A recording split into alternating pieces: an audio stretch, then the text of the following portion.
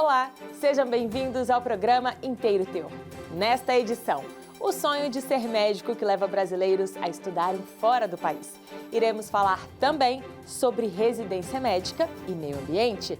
É agora, não saia daí. TRF da Primeira Região determina que a universidade promova o processo de revalidação de diploma de medicina emitido na Bolívia de forma simplificada. Justiça decide que, no caso de desapropriação, pastagens em área de preservação ambiental não são consideradas benfeitorias e podem até diminuir o valor a ser pago. E no quadro Inteiro Teor Entrevista, o assunto é residência médica. O tempo de atuação como residente pode ser computado para fins de aposentadoria? Fique com a gente.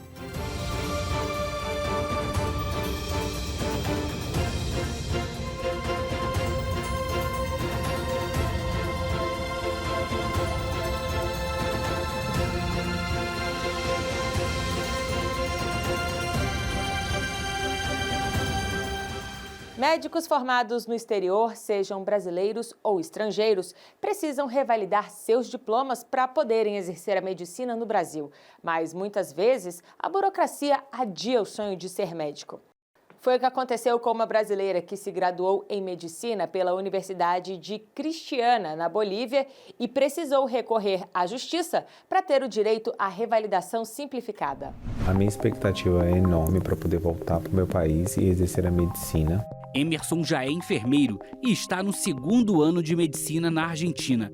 No Brasil, a legislação prevê que médicos formados no exterior, sendo brasileiros ou estrangeiros residentes no Brasil, precisam realizar o Exame Nacional de Revalidação de Diplomas Médicos, o Revalida. O objetivo é verificar a aquisição de conhecimentos, habilidades e competências requeridas para o exercício profissional adequado aos princípios e necessidades do Sistema Único de Saúde, o SUS, em nível equivalente ao exigido dos médicos formados no Brasil. Emerson acredita que o processo deveria ser facilitado, já que a demanda por médicos é alta. O Brasil não tem uma quantidade de médicos suficiente para poder atender toda a demanda. Facilitar esse processo, sim, de maneira segura e de maneira rigorosa, vai contribuir para todo o Brasil, além de ajudar médicos, futuros médicos, assim como eu, que tem muita vontade de voltar para o Brasil. Estudante de medicina na Bolívia, Islan Souza, que já é psicólogo, sonha em ser médico.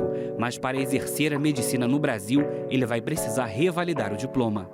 Eu acredito que dentro das revalidações, eu faria sim, primeiramente o revalida, posteriormente a revalidação simplificada, caso ficasse próximo de minha casa, porque a revalidação simplificada seria feita por uma universidade local. Então isso ajudaria muito no processo. De acordo com a Portaria Normativa 22 de 2016 do Ministério da Educação, a revalidação de diplomas de graduação pode tramitar de forma regular ou simplificada. No entanto, médicos formados no exterior relatam dificuldades com a revalidação simplificada e, em muitos casos, vão parar na justiça. A revalidação simplificada vai abrir as portas tanto das universidades quanto das pessoas que querem sim ou sim já passar por um processo de revalidação para poder ingressar, não querendo ingressar no Mais Médicos, mas em todos os outros processos, para poder exercer mais rápido o processo de ser médico. Ao analisar um processo que chegou ao TRF da Primeira Região, a 5ª turma manteve a decisão de primeira instância, que determina à Universidade Federal de Mato Grosso que promova o processo de revalidação do diploma de forma simplificada, conforme prevêem resoluções do MEC e do Conselho Nacional de Educação. A gente vê uma norma que já prevê como o procedimento deve ser regulamentado e feito, inclusive tem uma resolução do Conselho Nacional de Educação. Tem também portarias do Ministério da Educação que prevêem especificamente como que o procedimento deve ser feito, quais documentos devem ser entregues, mas mesmo assim algumas instituições de ensino acabam se negando a facilitar o deferimento desse tipo de solicitação e façam que os alunos tenham que realmente judicializar as questões. A relatora do processo, desembargadora federal Daniele Maranhão, destacou que os países integrantes do Mercosul, Brasil, Argentina, Paraguai e Uruguai, além da Bolívia e do Chile, firmaram acordo para a criação do sistema Arcosul, que certifica a qualificação acadêmica dos cursos de graduação, estabelecendo o perfil do graduado e os critérios de qualidade previamente aprovados no âmbito regional para cada diploma.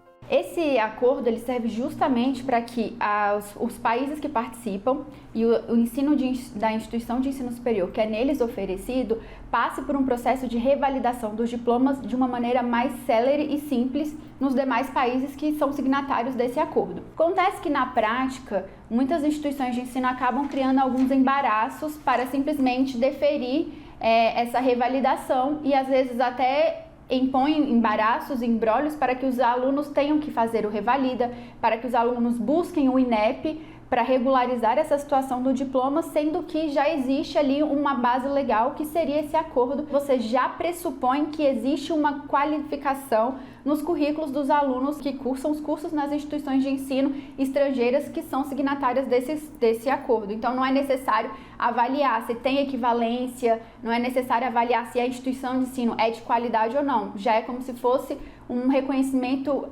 intrínseco por fazer parte desse acordo. Tem até um trecho mesmo no acórdão que é muito interessante, que a desembargadora relatora, a desembargadora Daniele Maranhão, ela afirma que não é um processo à margem da lei. Muito pelo contrário, é um processo que está previsto em lei. Todo aluno que cursa algum curso em uma instituição estrangeira, desde que pertença a esse acordo, ele tem direito a um processo de revalidação de uma maneira mais célere e simples.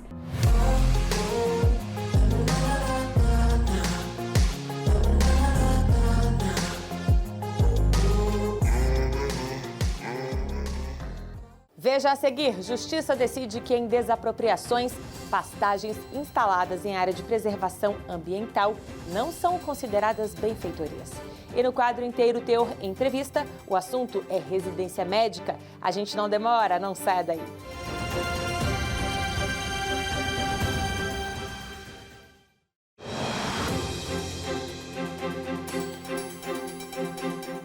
A desapropriação é o procedimento pelo qual o poder público, declarando a necessidade, a utilidade ou o interesse público, impõe ao proprietário a perda de um bem mediante a uma indenização.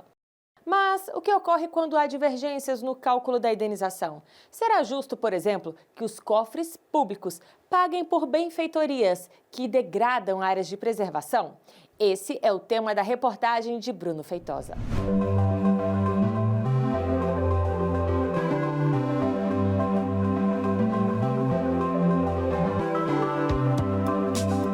A área de preservação permanente, ou APP, é protegida por lei, coberta ou não por vegetação nativa, com a função ambiental de preservar os recursos hídricos, a paisagem, a estabilidade geológica e a biodiversidade, além de facilitar a migração da fauna e da flora, proteger o solo e assegurar o bem-estar das populações humanas. Um grande problema enfrentado na atualidade é a degradação das APPs, pela formação de pastagens, que geram um grande impacto ambiental. E o problema não é só para o meio ambiente. O Brasil tem extensas áreas de pastagens degradadas, né, em todo o Brasil, né? Então, isso é um problema ambiental e é um problema socioeconômico, né? Então, isso é uma situação que tem que ser corrigida. A principal fonte de emissão de gases de efeito estufa no Brasil é associada ao uso da terra.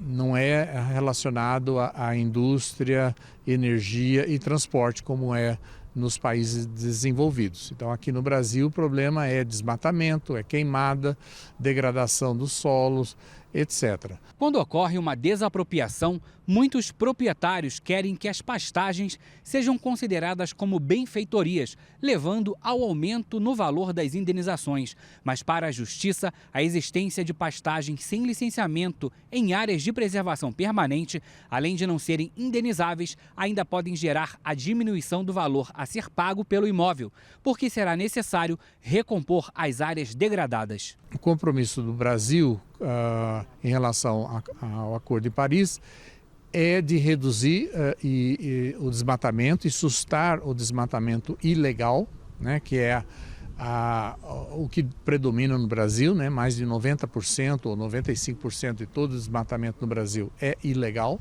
né, e o outro compromisso que o Brasil fez foi de restaurar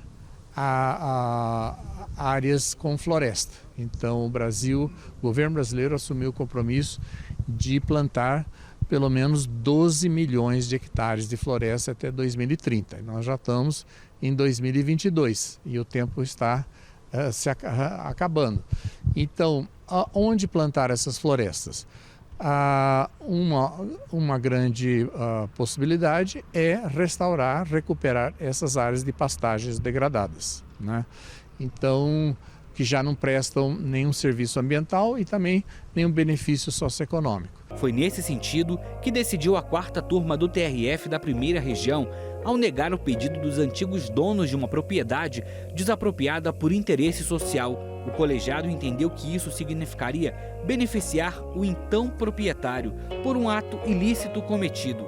Ao analisar o caso, o relator juiz federal convocado, Saulo Casale Bahia, destacou que a fixação do preço do imóvel desapropriado foi elaborada de acordo com as normas técnicas que norteiam os trabalhos dos peritos nas avaliações dos imóveis rurais. Porque essas pastagens degradadas perdem seu valor, perdem sua capacidade de produção. E isso leva frequentemente ao abandono dessas pastagens. E esse é um cenário que não interessa a ninguém, porque essas áreas deixam de ser produtivas e também não contribuem para o meio ambiente.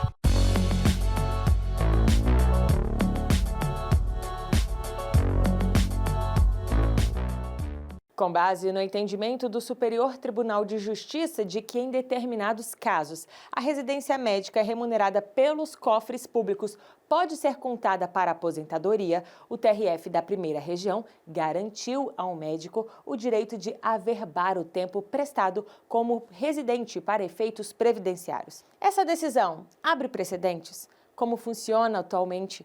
Quem conversa comigo sobre essas e outras questões é a advogada especializada em consultoria jurídica para órgãos públicos, professora universitária e procuradora-chefe do Conselho Federal de Administração do Distrito Federal, Viviane Moura.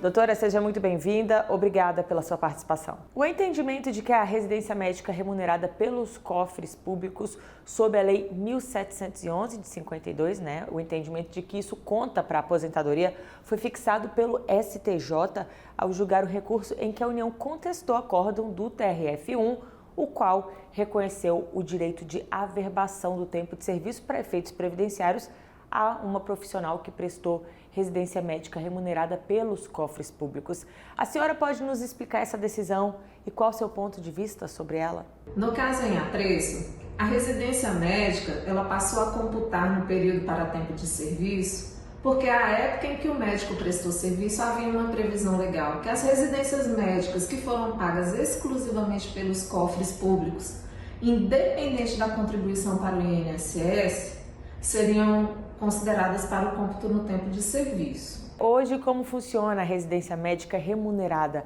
Ela pode contar para a aposentadoria? Que mudanças a lei trouxe nos últimos anos?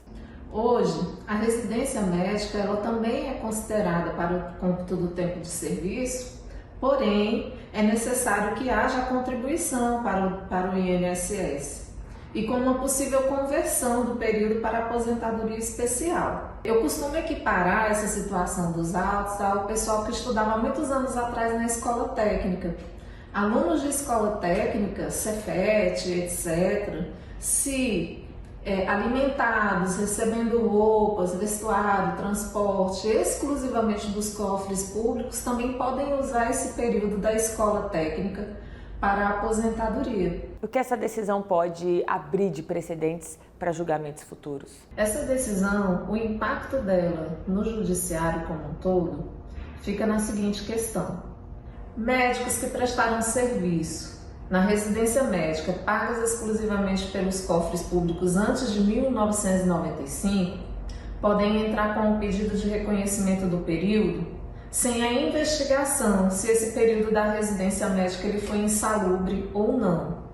Médicos, a partir de abril de 95, necessário comprovar a insalubridade, ou seja, para esse pessoal que trabalhou antes de 1995 na residência médica, ainda que sem contribuição do INSS, não vai ser necessário comprovar a submissão a agentes insalubres para conversão do período em tempo especial. Quais são as causas mais comuns, doutora, envolvendo aposentadoria resolvidas no judiciário? A senhora pode citar alguns questionamentos? O questionamento mais comum acerca do aproveitamento da residência médica quando se ajuiza a ação judicial é: esse período que eu estou levando da residência médica, eu posso considerá-lo como insalubre? Como faço para contar ele como tempo de serviço comum na transformação do período de insalubre para tempo comum?